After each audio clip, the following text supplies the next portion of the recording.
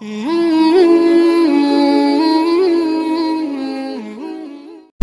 মাতব্বর বিচার করতেছে, লোকেরা কয় মাতবার সাহেব বিচার করতেছে না, আপনার বউ তো গাঙ্গে পড়ে গেছে গোসল করতে গিয়ে। কি সর্বনাশ, তা আগে কও নাই কেন?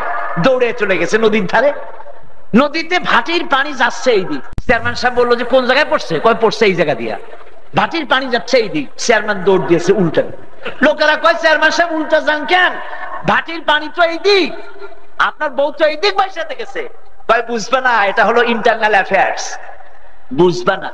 এই বউ চিরকাল আমার উল্টা ছিল। আমি যদি কই দিন, সে কইতো রায়। আমি বলতাম তারা উঠছে, সে কয় সূর্য উঠছে। আমি যদি বলতাম 300, সে কইতো 900। সারা জীবন আমার উল্টা চলছে। এই উল্টা বউ যে আজকে ভাটিতে যাবে, উজানে যাবে না, তা বিশ্বাস করি না, উজানেই গেছে। এইরকম সম্পর্ক হলে এই স্বামী স্ত্রীর মধ্যে কোনো মহব্বত নাই, সংসারটা জাহান্নামের তুল্য হয়ে যাবে, ঠিক কিনা?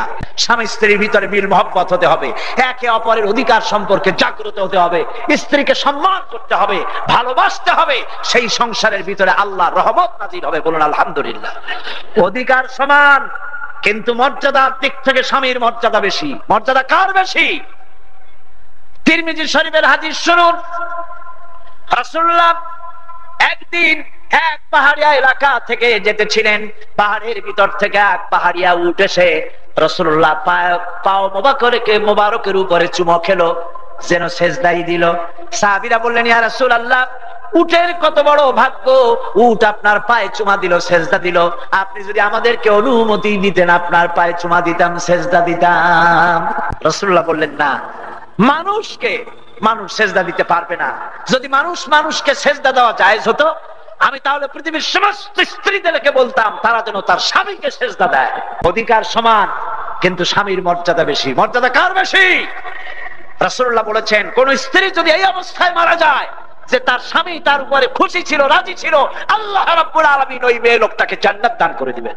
এই যে গল্পের বই, নাটক মানুষেরা কেনে, নভেল, নাটক জনমের কেনা কেনে। সেদিন পত্রিকায় দেখলাম, ওই যে 21শে বইমেলা ছিল না, পত্রিকায় দেখলাম একটা বই নাকি খুব বেস্ট সেলার, জনমের মতো বিক্রি হয়েছে। কি বইয়ের নাম দেখলাম? উষ্টামারি প্রেমের কপালে।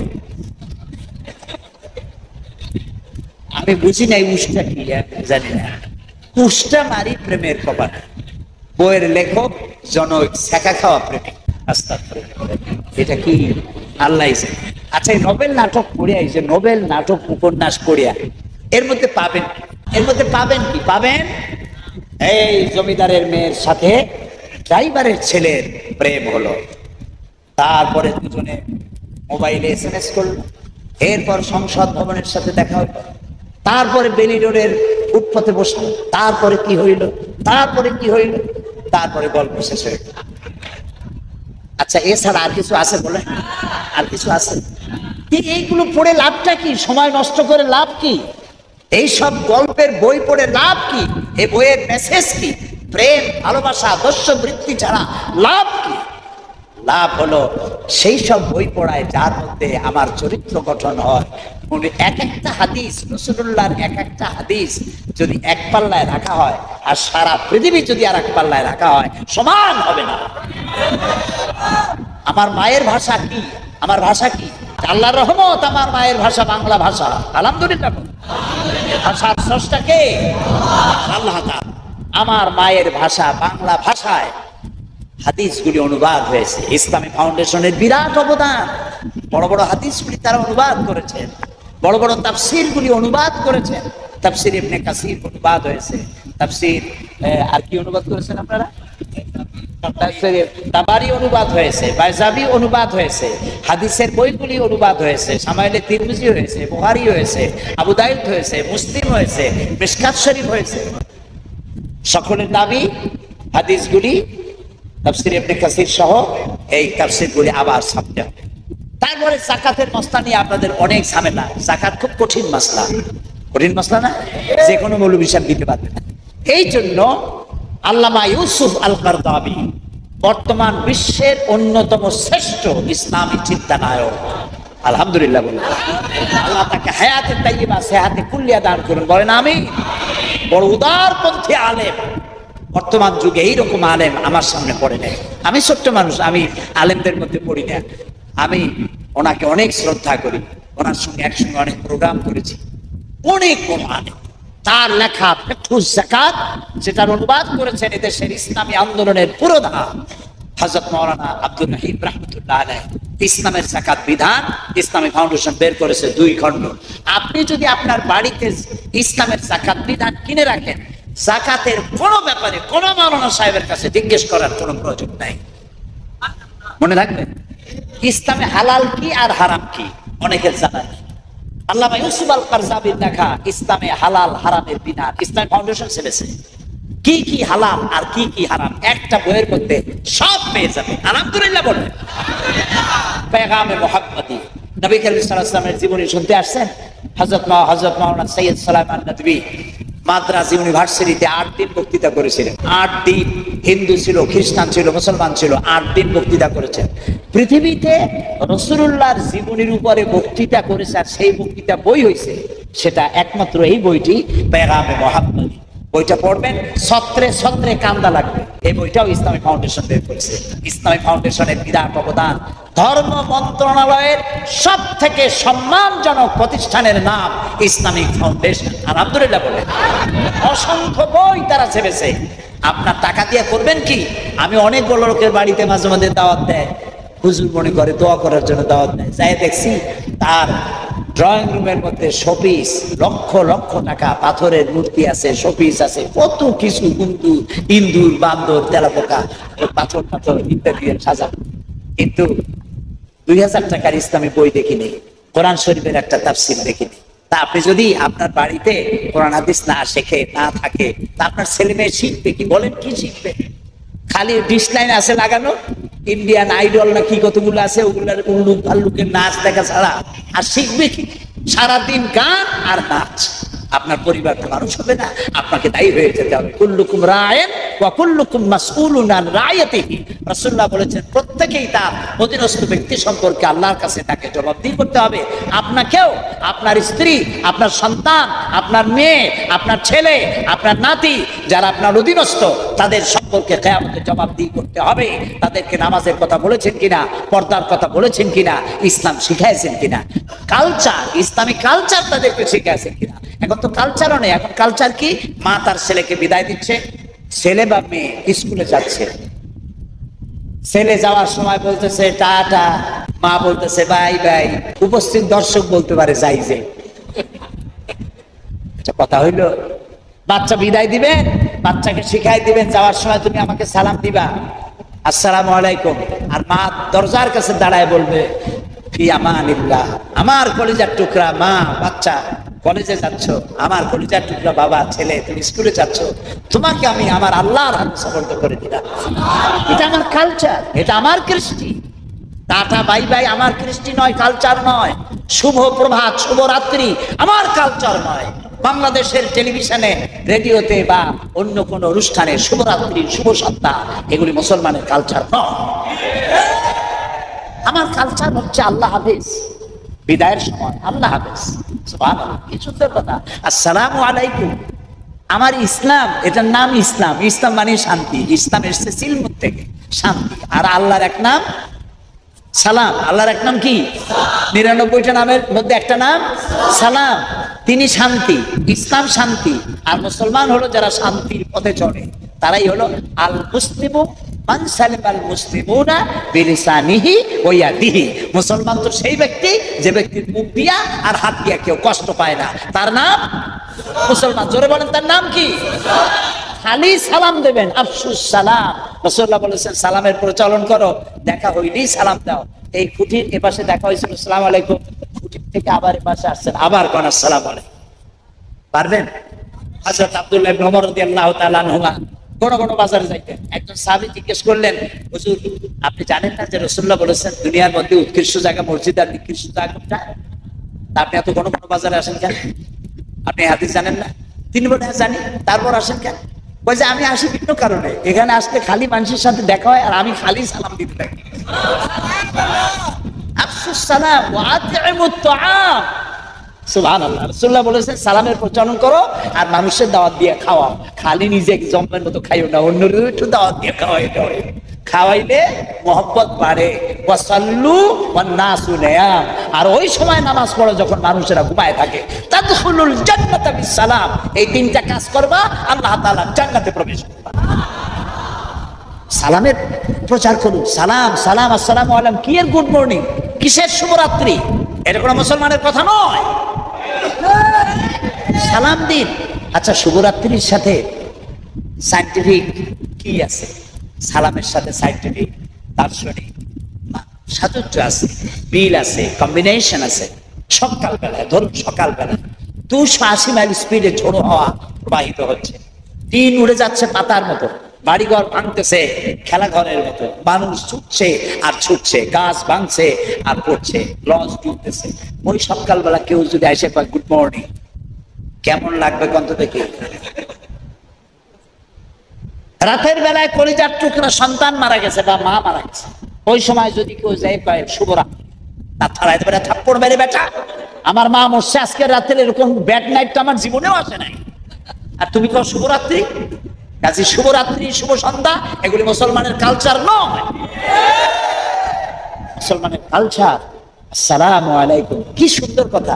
শোকে, দুঃখে, আনন্দে, বিবাহে, হওয়ায়, মরায়, অনুষ্ঠানে, যেখানে দেখা হোক মুসলমান বলে আসসালামু আলাইকুম ওয়া রাহমাতুল্লাহি ওয়া বারাকাতুহু। বিনা পয়সায় দোয়া, আল্লাহ আপনার প্রতি রহমত করুন, শান্তি দিন, বরকত দিন, মাফ করুন।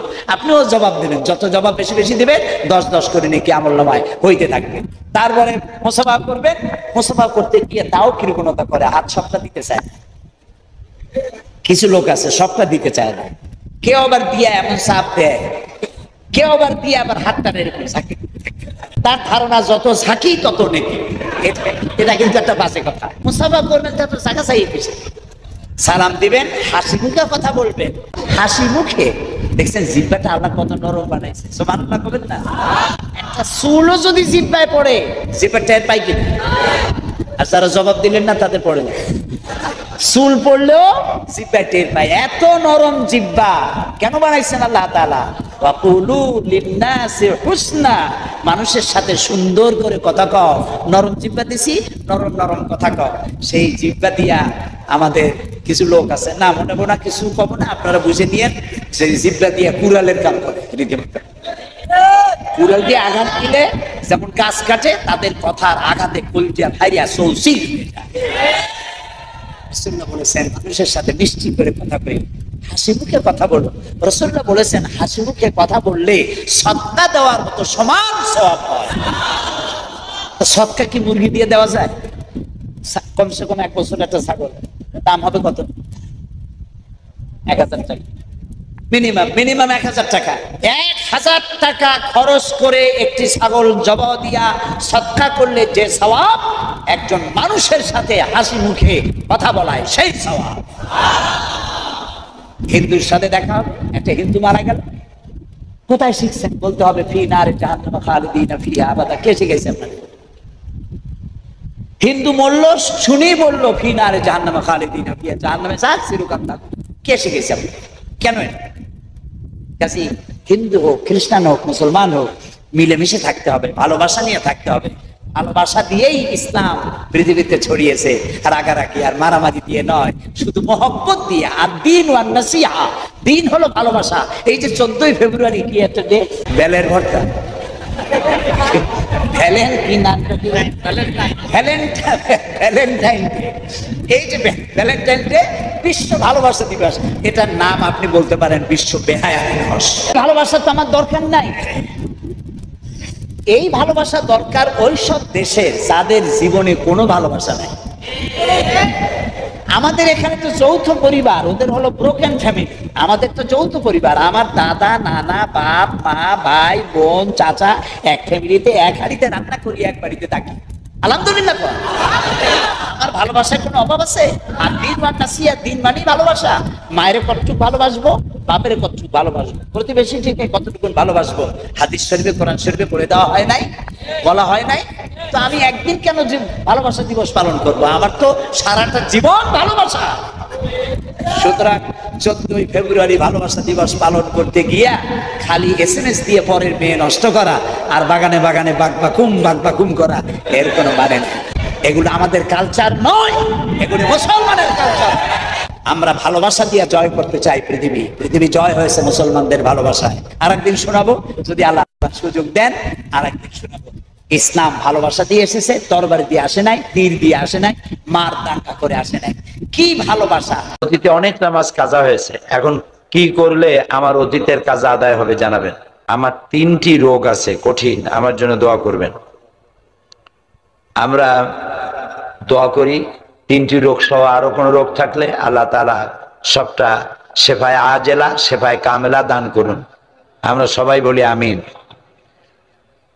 আর অতীতের যে নামাজগুলি কাজা হয়েছে, এই কাজাগুলি আপনার যদি স্মরণ থাকে তাহলে আপনি আদায় করার চেষ্টা করেন। কত ওয়াক্ত নামাজ গেছে আদায় করতে চেষ্টা করেন। আর যদি স্মরণ না থাকে তাহলে আল্লাহর কাছে মাপ চাইতে থাকুন।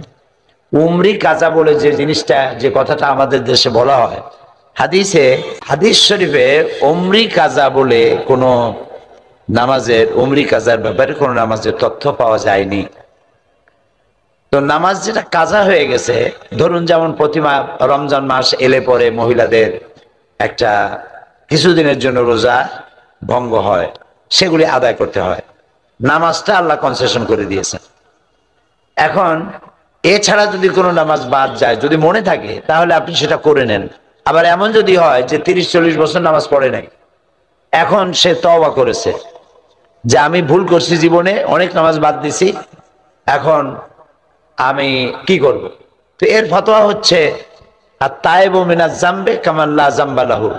যে ব্যক্তি গুনাহ করলো, আল্লাহর সাথে নাফরমানি করলো, নাফরমানি করে যখন তওবা করলো তখন সে যেন কোনো গুনাহই করে নাই, আল্লাহর কাছে এটাই প্রমাণিত হবে। এখন সে নতুন করে যে নামাজ শুরু করলো, এই নামাজ সে শুরু করতে থাকবে আর পেছনের জন্য আল্লাহর কাছে ক্ষমা চাইতে থাকবে, আর নামাজ কখনো কাজা করবে না। আপনার নির্বাচনী আসনের অবস্থা কেমন? আবারও কি পার্লামেন্টে আপনাকে দেখতে পাবো? ইনশাআল্লাহ, আল্লাহ যদি দেখান তাহলে দেখবেন, এটা আল্লাহ তাআলার ইচ্ছা। তবে নির্বাচনী আসনের অবস্থা কেমন আপনি জানতে চেয়েছেন। মা বোনেরা কত সচেতন, বিশেষ করে সিলেটের মা বোনেরা, আলহামদুলিল্লাহ। আমার নির্বাচনী আসনের অবস্থা খুবই ভালো, আলহামদুলিল্লাহ। স্বাধীনতার পর থেকে নিয়ে এ পর্যন্ত উন্নয়নের ছোঁয়া বলতে গেলে কিছুই লাগে নাই। আমি আমার জনসভাগুলিতে চ্যালেঞ্জ করে বলেছি যে আমার আগে যারা ছিলেন ক্ষমতায়, তারা যদি পিরোজপুরের কোনো একটি রাস্তায় একখানা ইট যদি ফেলে থাকেন তাহলে আমাদেরকে বলেন সেই ইটখানা কোথায়, আমরা জিয়ারত করে আসব। অবস্থা এরকমই ছিল। এই 4.5 বছরে আলহামদুলিল্লাহ 300 কোটি টাকার কাজ করেছি আমি। আল্লাহ করাইছেন, সমস্ত প্রশংসা আল্লাহ তাআলা, তিনি দয়া করেছেন। এই মাস, চলতি মাসের 8 তারিখে প্রধানমন্ত্রী গিয়েছিলেন, তাকে আমি বলেছি যে আপনি আমাকে 300 কোটি টাকা দিয়েছেন উন্নয়নের জন্য। আমি আল্লাহকে সাক্ষী রেখে বলছি, এই 300 কোটি টাকা অত্যন্ত বিশ্বস্ততা, সততা এবং স্বচ্ছতার সাথে জনগণের দোরগোড়ায় পৌঁছে দিয়েছি। তিনি তার বক্তব্যের মধ্যে বলেছেন যে পিরোজপুরকে আর অবহেলিত বলা যাবে না। রাস্তাঘাট, স্কুল, কলেজ, কালভার্ট, ব্রিজ আল্লাহর মেহেরবানি যথেষ্ট হয়েছে। আমার এলাকায় যথেষ্ট হিন্দু আছে, তো সেখানে বহু হিন্দু আছে, প্রায় 80,000-এর মতো হিন্দু ভোটার আছে। 3টে ইউনিয়ন আছে, যে 3টে ইউনিয়নের মধ্যে কেউ পানি খায় না, জল খায়। আমি সেখানেও কাজ করেছি। আমি আমার এলাকার হিন্দুরা আমার মঞ্চে এসে, হিন্দুদের নেতৃবৃন্দ আমার মঞ্চে এসে বক্তব্য রাখেন। তারা বলেন বিগত 8 বছরে আমাদের নারকেল চুরি হয়নি, সুপারি চুরি হয়নি, আমাদের মেয়েরা স্কুলে যাতায়াত করে, কেউ কোনো কটূক্তি করেনি, আমাদের কাছে কেউ চাঁদাবাজি করে না, মায়ের কোলে সন্তান যেভাবে নিরাপদে থাকে আমরা সেভাবে নিরাপদে আছি। আমি আল্লাহর শুকর আদায় করেছি, আলহামদুলিল্লাহ। কে আমারে ভোট দিয়েছে, কে দেয় নাই, ওই চিন্তা করে আমি কাজ করি নাই। আমি উন্নয়নের কাজ করেছি ইনসাফের দৃষ্টিভঙ্গিতে, আলহামদুলিল্লাহ। আল্লাহ শুকর। আপনারা দোয়া করেন আল্লাহ যেন আবার পার্লামেন্টে আনেন, আর আল্লাহ তাআলার কথা, দ্বীনের কথা, ইসলামের কথা বলতে পারি। আল্লাহ যেন তৌফিক দেন। পায়ে মেহেদি দেওয়া জায়েজ কিনা, এই প্রশ্নটা প্রায় মেয়েরা করেন। আমার মনে হয় যে প্রশ্নটা কি কারণে আসে, আমি কারণ চিন্তা করছি যে এইটা যেখানে যাই সেখানে পায়ে মেহেদি দেওয়ার ব্যাপারটা আসে কেন। আমি চিন্তা করে পেয়েছি মেয়েরা বোধহয় এই চিন্তা করেন যে নবী করিম সাল্লাল্লাহু আলাইহি ওয়াসাল্লাম মেহেদি পরেছেন, সেই জন্য এটা পায়ে লাগানো ঠিক হবে না।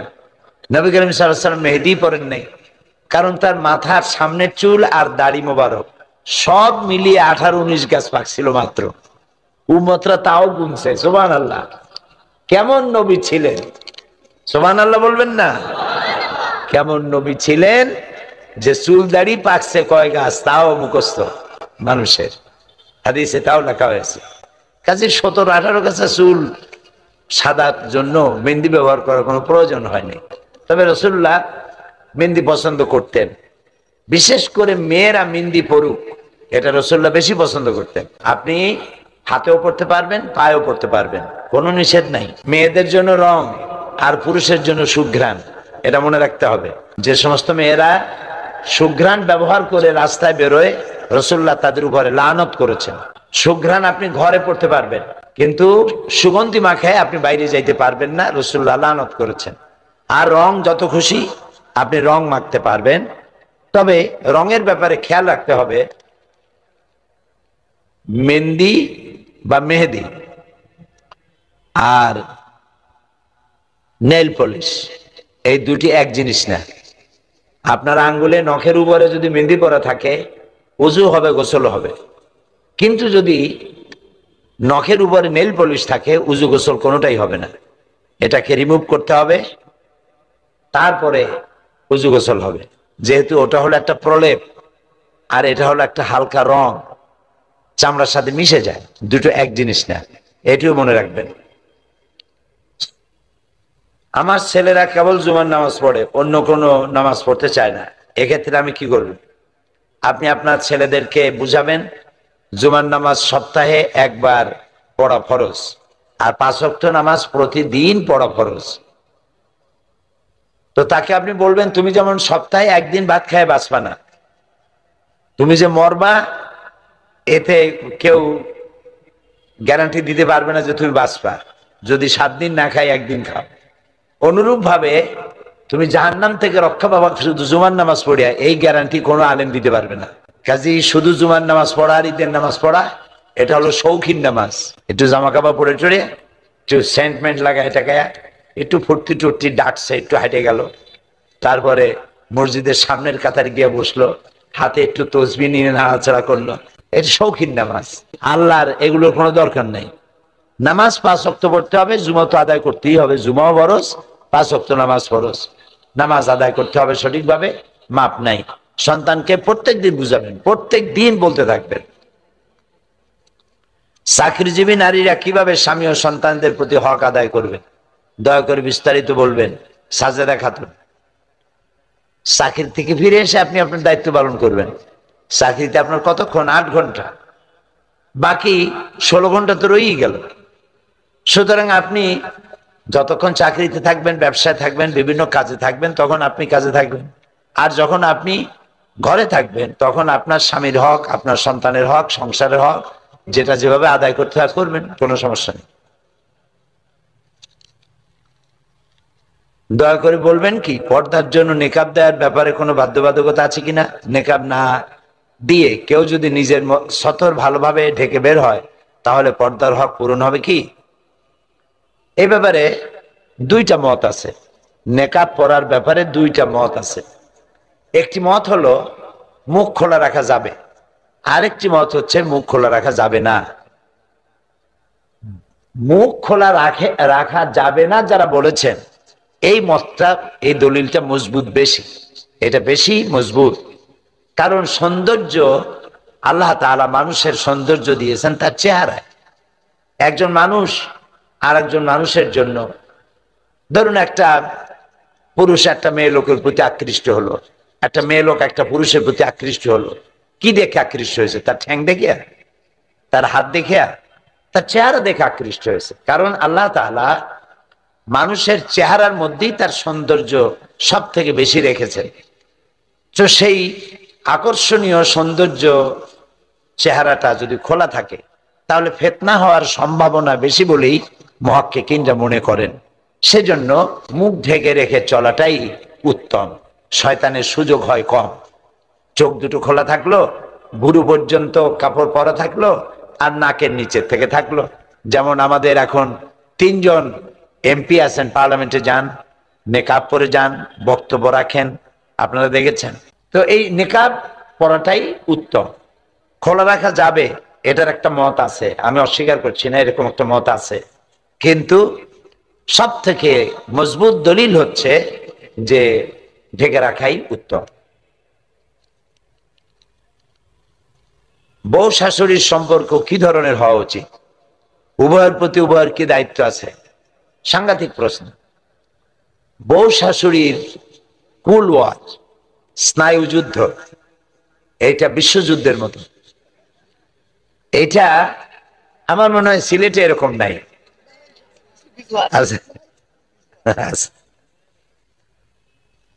এটি শুধু সিলেটে না, এটা আমি যোগ করে বললাম আর কি। এটা শুধু মুসলমানদের মধ্যে না, বিশ্বজোড়া সর্বত্র আবহমান কাল থেকে বউ শাশুড়ির মধ্যে একটা কুল ওয়ার চলে। এটি একটি সাইকোলজিক্যাল ওয়ার। সেটা কি? মনস্তাত্ত্বিক যুদ্ধ। এটা কি বিষয়টা একটু বুঝায় বললে সুবিধা হবে। ছেলেটারে লালন পালন করেছে মা লালন পালন করলো, বড় হলো, ছেলের খাওয়া পড়া ইত্যাদি দেখাশোনা সবকিছুর দায়িত্ব মা করলো। এরপরে ছেলে যখন বিয়ে হয়ে গেল, তখন মা চিন্তা করলো যে আমার ছেলেটা তো আর আগের মতো বেশি আমার সঙ্গে দেখাও করে না, যাওয়ার সময় বলেও যায় না, এরকম তিনি একটু সেন্সিটিভ হয়ে পড়েন, যে আগের মতো আমার সঙ্গে কথাও বলে না, দেখাও করে না ইত্যাদি। শেষ পর্যন্ত ভাবতে চেষ্টা করেন হয়তো বউ ছেলেটারে তাবিজ করছে, হ্যাঁ, অথবা চিনি বড়া খাওয়াইছে, বা খুন্নি করছে, না কি কয়, খুন্নি করছে, খুন করে নেই, খুন্নি করছে। এই ধরনের একটা চিন্তা তার মনের মধ্যে কাজ করে। এই জন্য আমি শাশুড়িদেরকে বলি, যারা শাশুড়ি হয়েছেন তাদেরকে বলি যে আপনার ছেলে যদি আপনার পুত্রবধূকে, ছেলে যদি তার বউকে বেশি ভালোবাসে, আপনার আল্লাহ শুকর আদায় করা উচিত যে ছেলেটা তার বউ ভালোবাসতেছে, পরের মেয়ে আর একটা মেয়েকে তো অবৈধ কোনো নারীকে ভালোবাসতেছে না। এই ছেলেটা ইচ্ছে করলে তো আর একটা মেয়ের সাথে ভালোবাসা করতে পারতো তার বউটারে বাদ দিয়া। সেটা কি আপনার সামাজিক ভাবে আপনার কল্যাণ হতো? সেটা কি পরকালে আপনার জন্য কল্যাণ হতো? সামাজিক ভাবে আপনার মর্যাদা ক্ষুণ্ণ হতো, পরকালে আরো ক্ষতি হতো। তো আপনার ছেলে আপনার পুত্রবধূকে, ছেলে তার বউকে ভালোবাসে, এটি আপনার জন্য নেয়ামত হওয়া উচিত, এটাকে আপনার ভালো চোখে নেওয়া উচিত। তারপরে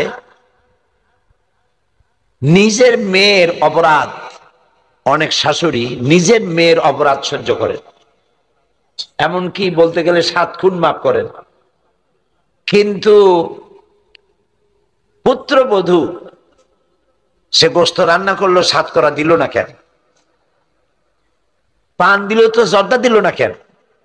এই অপরাধে তার 14 গোষ্ঠী উদ্ধার করা হলো। মেয়ের 1000 অপরাধ মাফ হয়, পুত্রবধূর অপরাধ মাফ হবে না, এটা তো ঠিক না, এটা হওয়া উচিত না। এতে কি হবে জানেন? এতে করে আপনি পুত্রবধূর সঙ্গে যে খারাপ আচরণটা করলেন, আপনারও তো মেয়ে আছে, এই মেয়েটার কপালেও যে শাশুড়ি তার কপালে পড়বে, সেই শাশুড়িও দাজ্জাল মার্কা হবে, আপনার মায়েরাও জ্বালাবে। এই জন্য পুত্রবধূকে নিজের মেয়ের মতো করে দেখুন, পুত্রবধূকে নিজের মেয়ের মতো করে দেখুন, তাহলে সমস্যা কমলো একদিকে।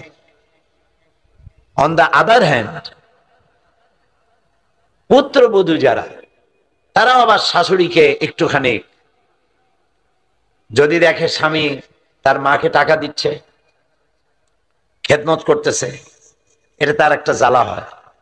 এই জ্বালা হওয়া উচিত না, বরং এতে মন খুশি হওয়া উচিত এবং বারবার স্বামীকে স্মরণ করা উচিত, স্মরণ করানো উচিত। তুমি যে বিদেশে যাচ্ছ বা অমুক জায়গায় যাচ্ছ, তুমি কি তোমার মায়েরে বলে আসছো? তোমার মায়েরে বলে আসো, তার কদম মুচি করে আসো, তার কাছ থেকে দোয়া নিয়ে আসো। সে যদি ভুল করে স্মরণ করাই দেওয়া উচিত। এবং যেহেতু মেয়ে হয়ে জন্মগ্রহণ করেছেন, নিজের মায়ের যত্ন পাবেন না, শাশুড়িকে নিজের মা মনে করুন। নিজের মা মনে করে তার পানটা তৈরি করে তার হাতে উঠায় দেন, তার চশমাটা তার হাতে উঠায় দেন, রান্না করে খাবারটা তার সামনে দিয়ে দেন, তার কাপড়টা ধুয়ে দেন। তাহলে কি হবে? আপনি যখন শাশুড়ি হবেন, চিরকাল তো আর পুত্রবধূ থাকবেন না, আপনিও একদিন শাশুড়ি হবেন, তখন আপনার পুত্রবধূ আপনাকে এইভাবেই মায়ের মতো যত্ন করবে। আর যদি আপনি আপনার শাশুড়ির সাথে দাজ্জাল মার্কা ব্যবহার করেন, ওই রকমের দাজ্জাল পুত্রবধূ আল্লাহ আপনার জন্য রিজার্ভ করে রাখবে। এই জন্য উভয়ের প্রতি স্নায়ু যুদ্ধ, কুল আর বাদ দিতে হবে। উভয়ের প্রতি যত্নশীল, স্নেহ। শাশুড়ি পুত্রবধূকে মেয়ের মতো মনে করবে, আর পুত্রবধূ শাশুড়িকে নিজের মায়ের মতো মনে করবে, বা সমস্যা শেষ। এই প্রশ্নটি যিনি করেছেন তার আর একটা প্রশ্ন হলো, জন্ম নিয়ন্ত্রণ পদ্ধতির ক্ষেত্রে যেসব পদ্ধতি অবলম্বন করা হয় তা কতটুকু জায়েজ? এটি দুটো পদ্ধতি আছে, একটা হলো স্থায়ী আর একটা ক্ষণস্থায়ী, টেম্পোরারি আর একটা পার্মানেন্ট। দু রকমের ব্যবস্থা আছে। পার্মানেন্ট ব্যবস্থা করতে পারে ওই সমস্ত মেয়েরা যাদের 2টা অপারেশন বা 3টা অপারেশন, 3টা সিজার করে বাচ্চা হয়েছে, এরপরে আবার বাচ্চা হলে পরে তার অপারেশন করলে মারা যাবে। এ ধরনের সম্ভাবনা যদি থাকে তাহলে পার্মানেন্ট ব্যবস্থা সে করে নেবে। এটা গেল একটা দিক। আর একটা দিক হলো যে সন্তান হয়েছে, এখন সন্তান দুধ খাচ্ছে, আর একটা সন্তান হলে এই মুহূর্তে আর একটা সন্তান যদি ধারণ করে, তাহলে এই দুধে তার পোষাবে না, অথবা কিনে দুধ খাওয়াবে, তাও পোষাবে না, স্বাস্থ্যের অবনতি ঘটতে পারে।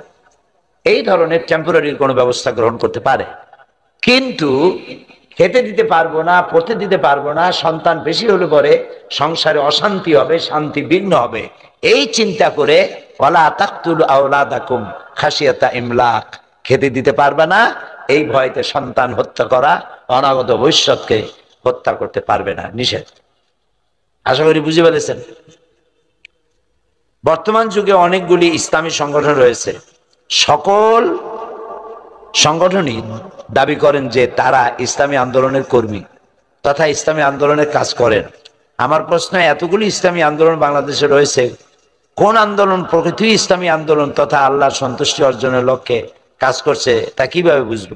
বোঝার বা চেনার উপায় বলে দিলে উপকৃত হব। ভালো কথা। বাজারে যখন মানুষ ইলিশ মাছ কিনতে যায়, তখন অনেক মানুষ নিয়ে তারপরে সাথে নিয়ে যায় যে চিনে দেন তো কোন ইলিশ মাছটা ভালো, কোনটা আমি কিনবো। নিজেই চেনা যায় কোনটা তাজা, কোনটা মোটা, কোনটা বড়, কোনটা পচানা, কোনটা পদ্মার ইলিশ। আবার চিনতে গেলে বুদ্ধিও লাগবে। মাছটা পুরানা, কিন্তু নতুন হিসাবে দেখাবার জন্য গাল উঠাইয়া ওর নিচে, এটার কি বলে, হ্যাঁ, খানকা শরীফ, হ্যাঁ, খান, ওই জায়গায় কিছু লাল রং দিয়ে রাখে তাজা দেখাবার জন্য। মানুষ যে কত দুষ্ট হয়েছে। তো এই জন্য ওই মাছটা কেনার জন্য আপনি যেমন অন্যের সাহায্য নেন না, নিজেই আপনার বুদ্ধি শুদ্ধি আছে, আপনি কিনতে পারেন। চাউল কিনতে গিয়েও ভালো চাউল কোনটা তাও আপনার বুঝে শুনেই কেনেন।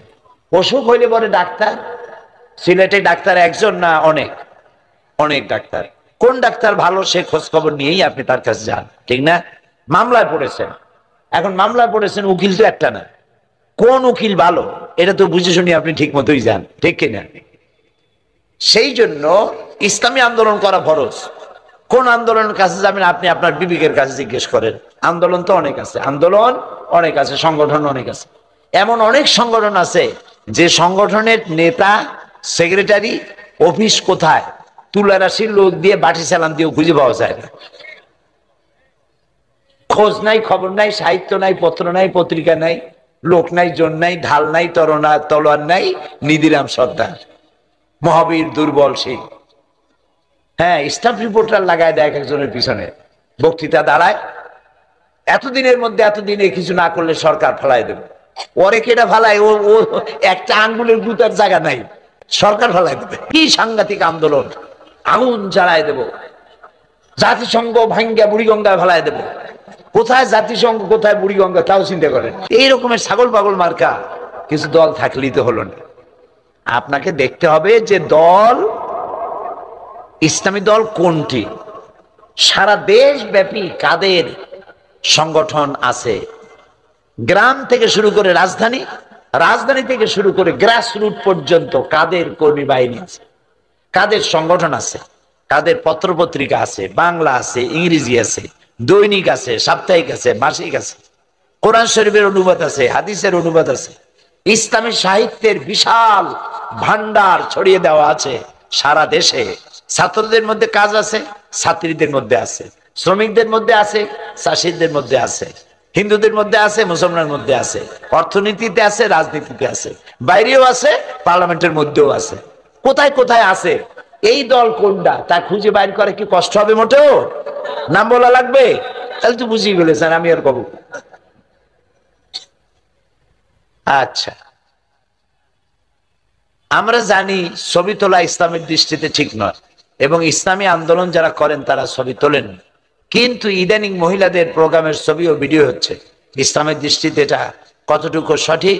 যদি নেকাব দিয়ে প্রোগ্রামে ছবি তোলা যায়, তাহলে নেকাব দিয়ে ব্যক্তিগত জীবনে ছবি তোলা যাবে কিনা জানালে খুশি হবে। যেই ছবির কোনো নিউজ ভ্যালু নাই, যেই ছবির কোনো সংবাদ মূল্য নাই, সেই ধরনের ছবি করা যুক্তিযুক্ত নয়। আর ছবি তুলে ঘরে সাজায় রাখার জন্য ছবি তোলা জায়েজ নাই। কিন্তু যেমন ধরুন এই যে ভিডিও হচ্ছে, এখন আমি বক্তব্য রাখছি, ভিডিও হচ্ছে। ছবি হয় দুই প্রকার, একটা স্থির চিত্র আর একটা চলচ্চিত্র। চলচ্চিত্র হচ্ছে যেটা চলে, চলতে থাকে, এই ভিডিওটা হচ্ছে চলচ্চিত্রের মধ্যে পড়ে। আর স্থির চিত্র হলো ক্যামেরা দিয়ে যে স্ন্যাপটা নেওয়া হয়, ক্লিক করে একটা শব্দ হলো, একটা স্থির চিত্র নেওয়া হলো। দুই রকম চিত্র। যেই চিত্র স্থির চিত্র, এটা নিয়ে বান্দায় যদি ঘরে রেখে দেন জায়েজ নাই। রাসূলুল্লাহ বলেছেন যে ঘরের মধ্যে ছবি থাকবে আর কুত্তা থাকবে, খাটের তলে কুত্তা, রান্নাঘরে কুত্তা, ঘরে ঘরে কুত্তা, আমি কুত্তা নিয়েই থাকি, আর জান কবজ করে তো ফেরেশতায়, কুত্তা আমার সাথে থাকবে, আমার জান কবজ করতে পারবে না। মৌলভী সাহেব, তারও খুব বুদ্ধি আছে ভালো, যে মৌলভী সাহেব এই কথাটা জিজ্ঞেস করছিল তারে, সে কয় যে ভাই তোমার তো বুদ্ধি খুব ভালো, আচ্ছা কুত্তা যে মরে তা তুমি জানো? কয় হ্যাঁ, তোমার কুত্তা তো মরে। কুত্তা মারে যে ফেরেশতায়, তোর মারবে সেই ফেরেশতায়, বাইরের ফেরেশতা আসা লাগবে না। তো আল্লাহ তাআলা তার রাসূলকে দিয়ে বিধান করে দিয়েছেন কুকুরের ছবি আর কুকুর এবং প্রাণীর ছবি ঘরের মধ্যে রাখতে পারবেন, তবে প্রাকৃতিক ছবি আপনার ঘরের মধ্যে রাখতে পারবেন। পার্বত্য চট্টগ্রামের ছবি, রাঙ্গামাটির ছবি, কক্সবাজারের ছবি, সিলেটের জাফলং এর ছবি, তারপরে লংলার ছবি, আর মাইনিছড়ার ছবি, আরো কি কি জানি আছে, মাধবকুণ্ডের ছবি। এইসব কত সুন্দর সুন্দর ন্যাচারাল ভিউ, আল্লাহর বানানো এই সৌন্দর্যগুলি, এগুলি ছবি করে আপনি ঘরের মধ্যে টানে রাখেন, কোনো অসুবিধা নাই, কিন্তু প্রাণীর ছবি রাখতে পারবেন না। আর প্রোগ্রামের ছবি, এই যেমন ভিডিও করা হচ্ছে, এখানে মহিলারা আছেন, এই ছবি আপনার তো পর্দা করা আছে, আপনারা নেকাব পরে আসছে, এখন যদি ভিডিও করা হয় কোনো গোনা নাই, কারণ এই ছবিটা এখান থেকে লন্ডন চলে যাবে, আমেরিকা চলে যাবে। লন্ডনে আমেরিকায় এই ছবি দেখে, এই প্রশ্নের জবাব শুনে, এই বক্তব্য শুনে বহু বেনামাজি নামাজি হয়ে যায়, বহু বেপর্দা মেয়ে লোক পর্দা গ্রহণ করে, বহু সুদখোর ঘুষখোর সুদ ঘুষ ছেড়ে দেয়। এই ছবি দেখে দেখে কত মানুষ হেদায়েত হচ্ছে। আবার এখানে মোনাজাত হচ্ছে, এই মোনাজাতে ভিডিও যখন ইন্ডিয়ায় যায়, আমেরিকায় যায়, আফ্রিকায় যায়, লন্ডনে যায়, মোনাজাতের সাথে লোকেরা মোনাজাত ধরে আর চোখ দিয়ে পানি পড়ে। শুধু এটা নাজায়েজ নয়, কাবা শরীফের 24 ঘন্টা লাইভ প্রোগ্রাম মুবাশারাতান চলছে সারা দুনিয়া জুড়ে, নামাজ দেখতেছে, তাওয়াফ দেখতেছে, আরাফাত দেখতেছে, সব দেখতেছে। জায়েজ যদি না হবে তাহলে ইসলাম ওখানে কোনোদিন বিগড়াবে না। হারামাইনুশ শরীফাইনে ইসলাম কোনোদিন বিগড়ে যাবে না। সুবহানাল্লাহ, ইনশাআল্লাহ আল্লাহ এখানে ইসলাম তার অরিজিনালিটি নিয়ে হারামাইনুশ শরীফাইনে থাকবে ইলা ইয়াউমিল কিয়ামা। সুতরাং এটি নাজায়েজ নয়। আমি জীবনে এই প্রথম এসেছি এই তাফসীর মাহফিলে, তবে 12 বছর থেকে অপেক্ষায় ছিলাম যে কোন দিন আসবো, তাই আশায় থেকেছি, দোয়া করেছি মাহফিল আসার জন্য। এতদিন পরে আশা পূর্ণ হয়েছে, দোয়া কবুল হয়েছে। প্রশ্ন হলো, দোয়া কবুল হওয়ার সময় কাল সর্বোচ্চ, কবুল হওয়ার সময়কাল সর্বোচ্চ কতদিন? কাদের দোয়া কবুল হওয়ার সম্ভাবনা বেশি? মূলত দোয়া কি? ভালো প্রশ্ন। যিনি প্রশ্ন করেছেন 12 বছর ধরে অপেক্ষায় ছিলেন এই মাহফিলে আসার, মনে হয় তিনি বিদেশে ছিলেন। যাই হোক, তিনি আসতে পেরেছেন, আমরা সকলেই ধন্যবাদ জানাই তাকে, আলহামদুলিল্লাহ বলি। তিনি 12 বছর আশায় আশায় ছিলেন, তার আশা আল্লাহ পূরণ করেছেন, আবারও বলি আলহামদুলিল্লাহ। তার প্রশ্ন হলো, দোয়া কবুল হওয়ার সময়কাল সর্বোচ্চ কতদিন? দোয়া কবুল হওয়ার সর্বোচ্চ সময় মৃত্যু পর্যন্ত, কবুল হওয়া বা না হওয়া মৃত্যু পর্যন্ত। হাদিস শরীফে এসেছে, দোয়া করে দোয়ার জন্য তাড়াহুড়া করবে না। এত দোয়া করি কবুল হয় না কেন? না, এটা বলা যাবে না। দোয়াটা, যে দোয়াটা আপনি করেছেন ওটা আপনার জন্য কল্যাণকর কিনা তা তো আপনি জানেন না। বাপের সাথে ছেলে বাজারে গেছে, ছোট ছেলে বাজারে গিয়ে ছেলে জিজ্ঞেস করলো, বাবা এটা কি? বলে এটা চীনাবাদাম। এটা আমি খাবো। এটা কি? এটা আইসক্রিম, এটা আমি খাবো। ওটা কি? এটা চিংড়ি মাছ, এটা আমি খাবো। ওটা কি? বলে এটা মোবাইল, ওটা আমি খাবো। এখন যা দেখতে চায় তাই খাইতে চায়। এখন স্নেহ প্রমাণ বাবা ছেলে যা যা খাইতে চাইলো সব জিনিস যদি খাওয়ায়, তাহলে এই ছেলে তো মরবে খুব তাড়াতাড়ি। বুদ্ধিমান পিতা কি তা দিবে? বুদ্ধিমান পিতা সেইটাই দিবে যেটা ছেলের জন্য, স্বাস্থ্যের জন্য মানানসই, সেটা দিয়ে তারে বুঝ দিয়ে দেবে, বাবা এইটা খাও, ওগুলা খাওয়া যায় না। যেহেতু বাবা কল্যাণকামী, তো বাবা সন্তানের জন্য যতটা কল্যাণকামী, বান্দার জন্য আল্লাহ কি এতখানি না থেকে বেশি? বহু গুণ বেশি কল্যাণকামী। বান্দা দোয়া করলেই আল্লাহ তো দোয়া করবেন না কবুল, সেটা যদি আপনার জন্য কল্যাণকর না হয়। এই জন্য দোয়া করে দোয়া কবুল হওয়ার জন্য তাড়াহুড়ো করা যাবে না। তারপরে যদি দেখা গেল দোয়াটা কবুল আদৌ হলো না, লোকটা মারা গেল, কিয়ামতের দিন আল্লাহ রাব্বুল আলামিন তার সমস্ত নেক বুঝায় দিয়া এরপরে বিশেষ একটা মর্যাদা, 2-4টা মর্যাদা আলাদা দিয়ে দেবেন তারে। লোকটি বলবে, ফেরেশতাকে বলবে, আল্লাহর ফেরেশতা, এইসব জিনিস তো আমার পাওনা ছিল না, এই যে গুরুত্বপূর্ণ জিনিসগুলি, মর্যাদাগুলো আমি পাইলাম, ডিগ্রিগুলি পাইলাম, এগুলো কেন পাইলাম? এগুলি এই সব পাওয়ার আমি তো যোগ্য ছিলাম না, এগুলো পেলাম কিভাবে? ফেরেশতা বলবে, তুমি আল্লাহর কাছে এই এই দোয়া করেছিলে, সেই দোয়াগুলি আল্লাহ তাআলা দুনিয়ায় কবুল করেন নাই, কিন্তু তুমি দোয়াটা তো করেছিল শাহানশাহর কাছে, আকাশ ও জমিনের মালিকের কাছে। সুবহানাল্লাহ গো।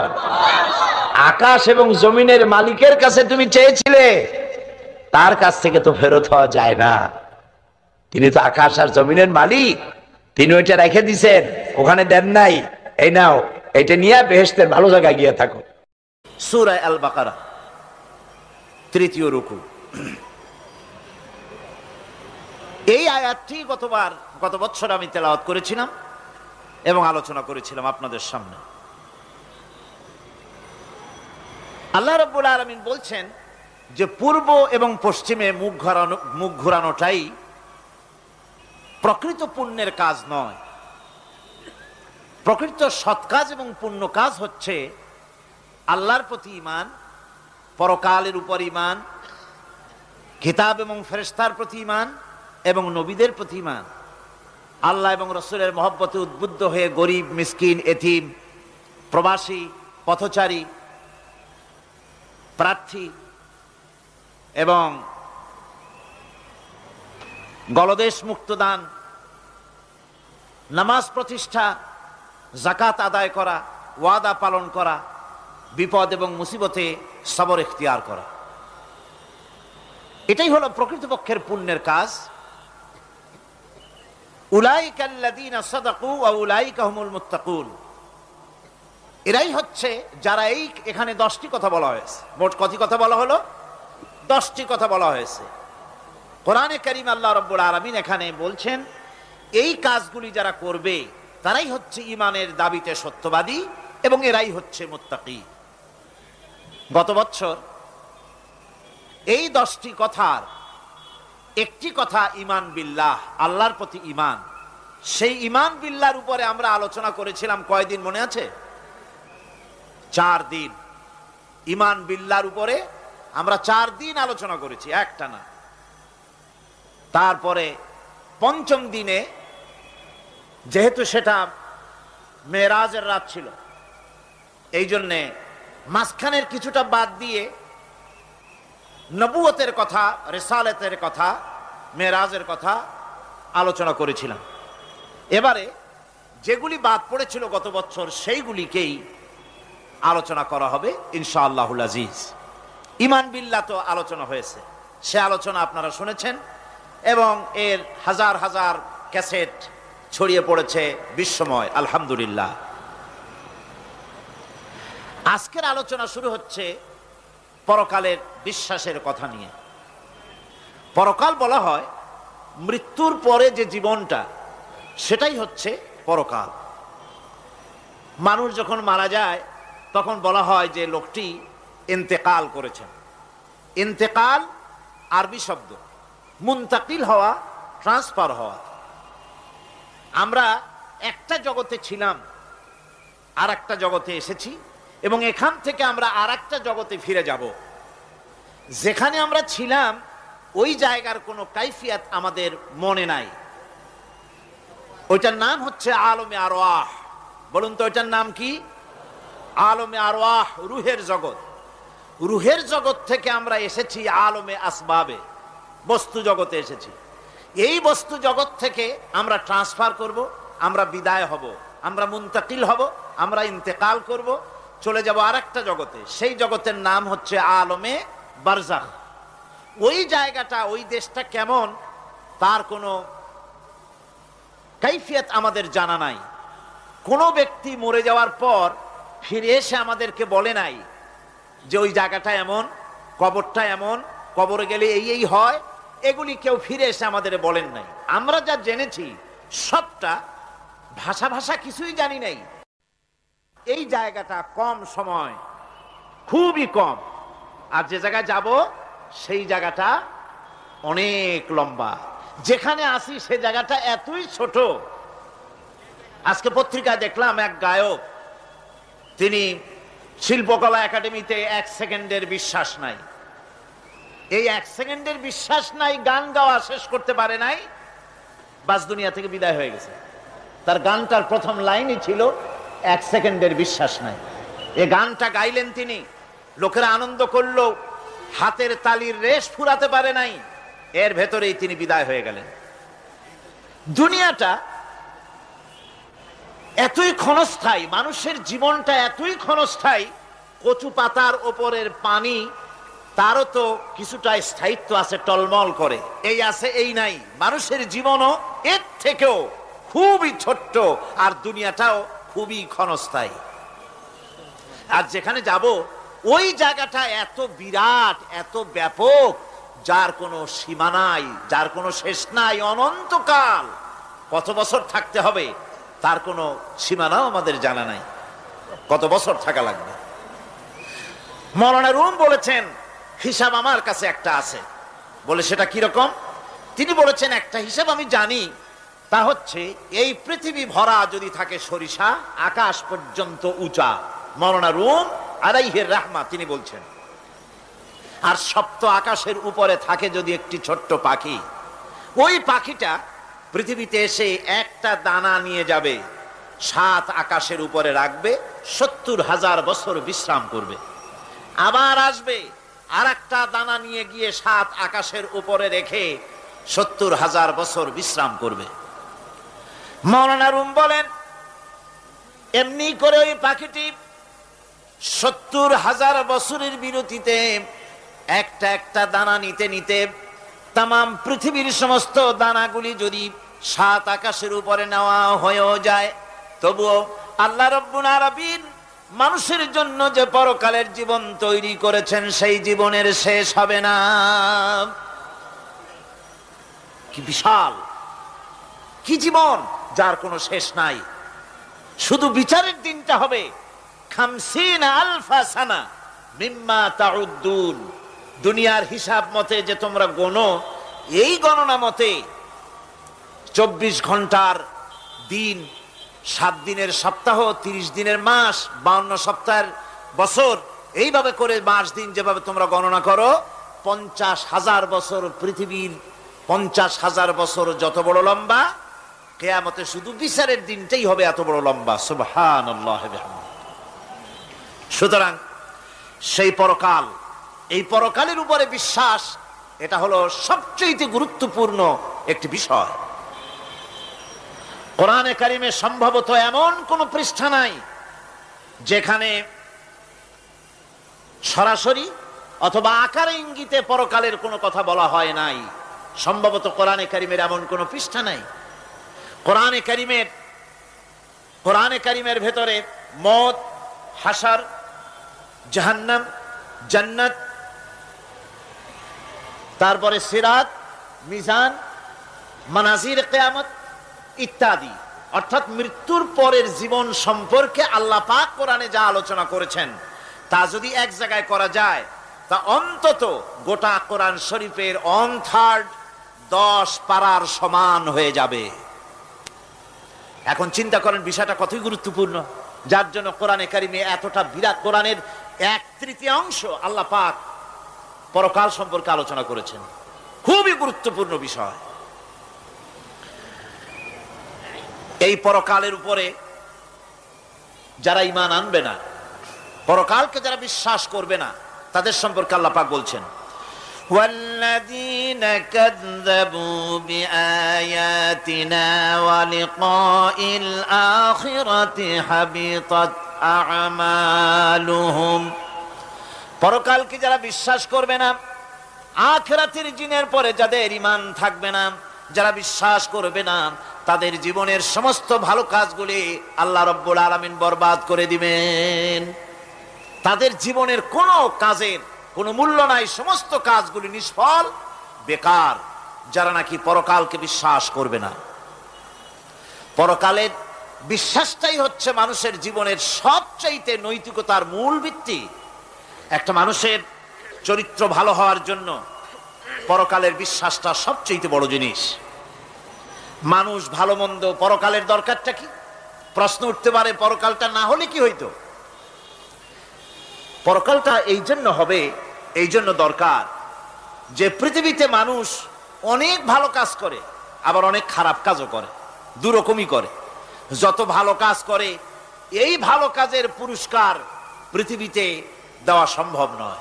একটা মানুষ এত ভালো কাজ করলো, নামাজ পড়লো, রোজা রাখলো, হজ করলো, যাকাত দিল, তারপরে আল্লাহর দ্বীন প্রতিষ্ঠার জন্য কষ্ট করলো, জেল খাটলো, জরিমানা দিল, ফাঁসির মঞ্চে চড়লো, তার এত ভালো কাজের পুরস্কার এই পৃথিবীতে দেওয়া সম্ভব নয়।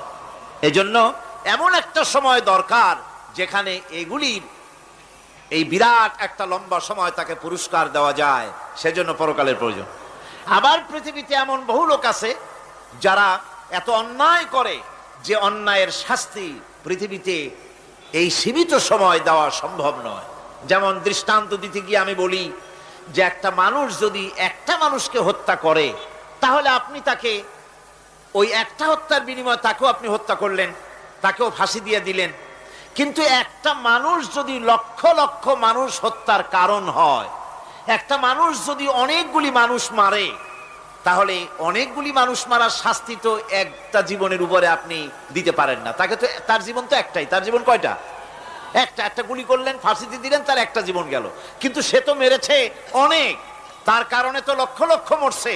কাজী এই শাস্তি পৃথিবীতে দেওয়া সম্ভব নয় বলে এমন একটা জায়গা দরকার যেখানে এই ধরনের বড় রকমের শাস্তি, দীর্ঘমেয়াদী শাস্তি দেওয়া যায়, শরীরটাও সেরকমের বানানো যায়, এই ধরনের করে একটি জায়গা দরকার। সেই জায়গার নাম হচ্ছে পরকাল, সেই জায়গাটার নাম হচ্ছে আখিরাত। এজন্য কমন সেন্সের, সাধারণ জ্ঞানের দাবিও পরকাল প্রয়োজন। আর পরকালের ভিত্তিতেই মানুষের চরিত্র গঠন হতে পারে। মনে করেন একজন অফিসার, তিনি জানেন তাকে দেখার কেউ নাই, তার যা খুশি তিনি তা করতে পারেন, তার পেছনে কোনো গোয়েন্দা বিভাগের লোক লাগানো নাই। এই চিন্তা যদি তার থাকে, তাহলে ঘুষের টাকা খাওয়া, স্বজন প্রীতি করা তার জন্য কি অসম্ভব না সম্ভব? খুবই সম্ভব। আর একজন অফিসার, তিনি যদি জানেন যে না, আমাকে দেখার মতো লোক আছে, আমার পেছনে গোয়েন্দা বিভাগের লোকেরা কাজ করতেছে, আমার কোনো জিনিসই এড়িয়ে যাবে না, এই চিন্তা যদি থাকে, তাহলে এই দুইজন অফিসারের আচরণ এক হবে? কখনই হবে না। একজনের আচরণ হবে খুবই সংযত, আর একজনের আচরণ হবে খুবই অসংযত। সুতরাং পরকালে যে বিশ্বাসী ব্যক্তি, সে ব্যক্তি চুরি, ডাকাতি, জেনা, ব্যভিচার, হত্যা, ধর্ষণ ইত্যাদি থেকে তিনি হবেন মুক্ত। আর যে ব্যক্তি পরকালকে বিশ্বাস করবে না, তার দ্বারা হবে না এমন কোনো কাজ নাই, সবকিছুই তার দ্বারা সম্ভব। এরপরে আল্লাহ পাক বলছেন যে পরকাল বিশ্বাস মানুষকে দায়িত্ববান বানায় দেয়। পরকালের বিশ্বাস মানুষকে কি বানায়? দায়িত্ববান বানায়, যেহেতু তোমারে তো খালি খালি সৃষ্টি করা হয় নাই।